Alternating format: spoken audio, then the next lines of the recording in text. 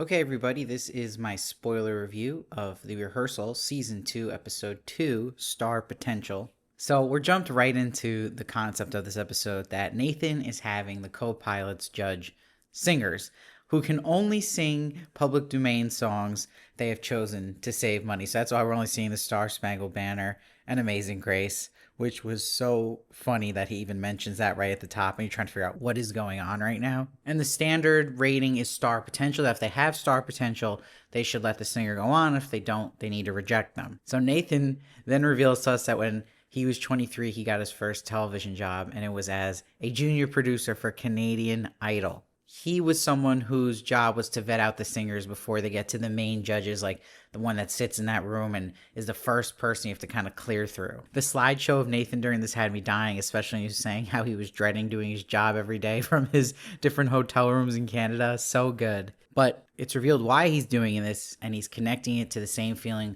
co-pilots might get when they're afraid to speak up to their captains when things aren't going well. He couldn't figure out at his time at Canadian Idol how to make people feel good during rejection, so he wants to see if there's a co-pilot who had already figured this out. And the funniest line of the episode, he goes, all these co-pilots had one unique quality they shared that made them special. None of them died in a plane crash. So the show's titled Wings of Voice, and another part that had me dead was when someone asked what the prize is. He says the winner will get to sing a song of our choice on national television with a full backing band in a partial recreation of the Houston airport. I literally fell over that part. I was laughing so hard. And you know we're going to get to see that at some point, which will be hysterical. Now you're seeing this one co-pilot they highlight at first. It's just giving away golden tickets. She's letting everybody go through. So that's definitely someone you probably wouldn't want in the cockpit as well, because as a classic example of somebody who'd be afraid to speak up to their pilot, always avoiding confrontation. So what does he decide to do, Nathan? He puts a ballot box outside of the room that the singers are getting judged in. And it's rate your judge 1, not likable at all, to 10, very likable. And only if rejected, it says on the sign, too. So they can't give high scores for people who approve them. So he can study then how effective their rejection methods are. Meanwhile, Nathan transports Nate's Lizard Lounge from the Rehearsal Season 1 to the airport set. And he wants to have the co-pilots hang out there after work. And he's like, you find it less weird having other people who are going through what you are, while it's visually showing Nathan sitting alone, too. So it's showing you that he has no one else to actually do what he's talking about that helps him, is talking through things so you don't feel so alone. Where he is his special case, Nathan, making the show, he is alone there. Now we get to Mara D, who's the most important character of this episode, and she's the one getting super high scores as a judge. So he wants to study her footage and how she's doing this. So then Nathan decides he's going to take it upon himself to judge himself, and he rejects the first girl so awkwardly. And it's interesting though, in his rejection he shows hints of what he's trying to say to her, which will eventually come out later, which we're going to see. But of course he checks the ballot box instantly, and he got a 2 from the girl. So Nathan decides to go back to the footage of Mara D and notices she says fantastic a lot. So he emulates this, and his rating goes up to a 4, so a little better. And then he watches her footage again and sees she tells people that their names are beautiful.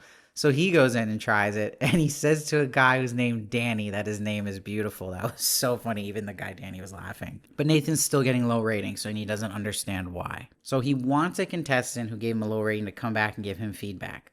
So this contestant points out that Mara had an aura about her and that he doesn't think that can be learned. But Nathan disagrees, of course. So he gets to know Mara even more. She shares that she had captains be inappropriate with her in the past. So she's been through these awkward small talks before and does have experience. So then Nathan realizes he's never actually watched a real co-pilot and pilot talk. So he invites captains to come hang out at Nate's Lizard Lounge with the first officers.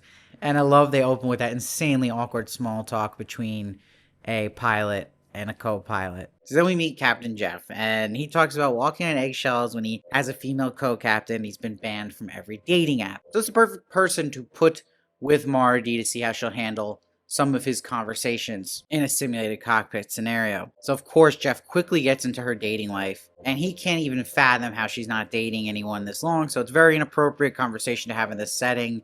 But he sees what Mara's going through, It takes a pause on the piloting story here and reminds him of a situation where he can't say what he's really feeling. So this shocked me that we went now into Nathan Frew, which I was happy he mentioned because that's what made me fall in love with Nathan Fielder. But he talks about the episode where he made the Summit Ice clothing for Holocaust awareness. And I love we get to see Nathan's actor again from the rehearsal, and he has him reenact Nathan finding out the news that his Summit Ice episode was taken down from Paramount Plus. So we see him go through the process of how he was worried about how he would email Paramount, but it made it complicated because he had another show, The Curse, which is under that parent company, and it hadn't been renewed yet. So this would be his pilot he has to talk up to. And he got one word explanation back of sensitivities is the reason they took it down. So this made him very angry. But he's looking at his emails. He's like, I replied with 3 friendly exclamation points in 2 sentences. That was great. And then we see that, of course, it's when he's lifting in the gym. He got real news of the real reason that Paramount Plus Germany removed it in their region, and that anything that touches on anti-Semitism in the aftermath of the Israeli-Hamas attacks would be removed. And this passes through the whole globe, and now all these Paramounts have taken this episode down, and he says it's eliminating all Jewish content that made them uncomfortable. So this really upsets Nathan, and he watches himself worried that day in the shower about what he would say that wouldn't annoy them, which is key. And he says, why did I expect them to get the hint when I didn't really say what I really felt?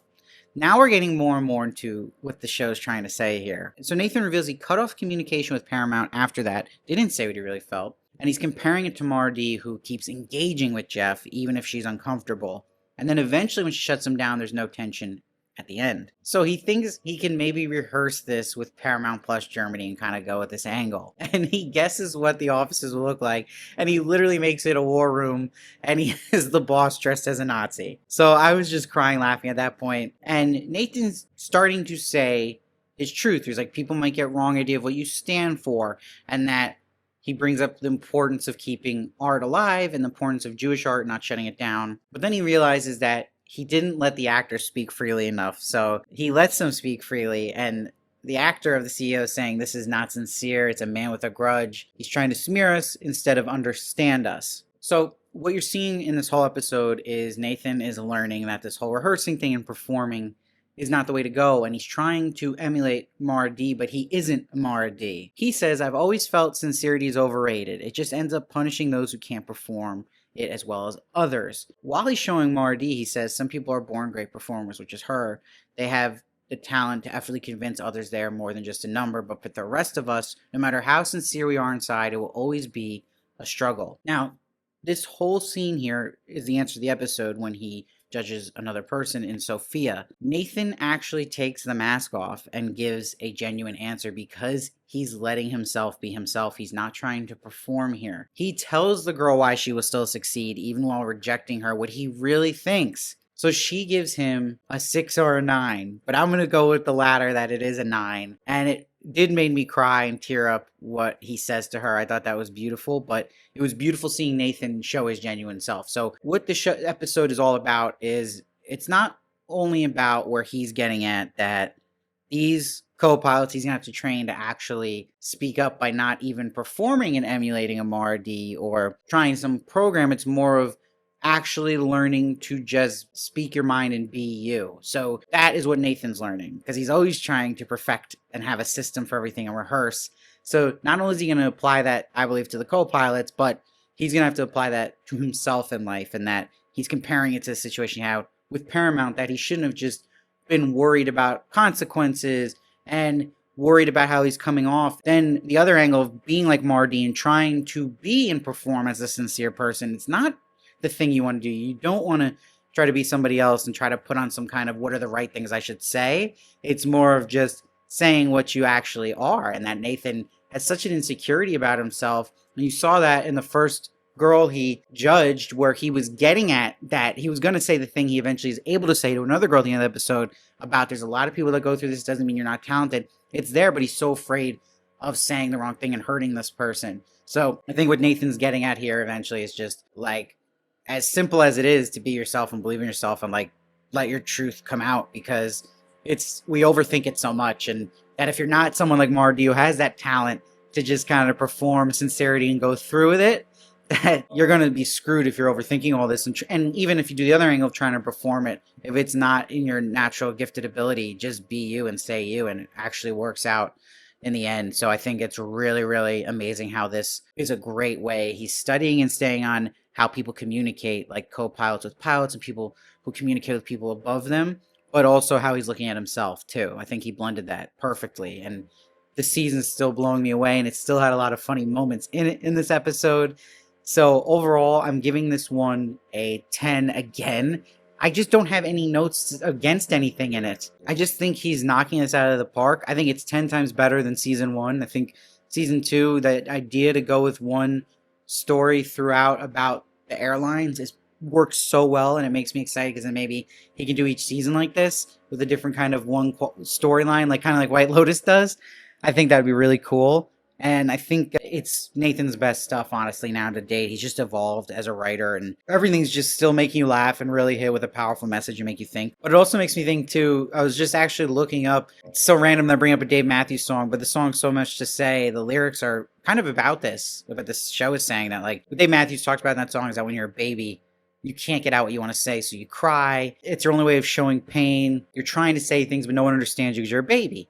But then when you're in your toddler age, you have no filter and you say what you're thinking and you get things out. But then when you become adult, you revert back to that baby stage where so much stuff you're keeping in that you want to say and you don't say it, and you're almost creating your own personal hell. So I think that's kind of what Nathan's getting at here with his own self. And I think that it was just so good to show him in a good light at the end with that girl, and that he actually has these kind of thoughts that are so nice, but he comes off so wrong in the beginning because he's just not saying them. He's just stuttering, and that's why he got a 2 at the beginning, So really, really bravo. So let me know what you think. And please hit that subscribe button. It helps in so many ways. But I'll see you next time.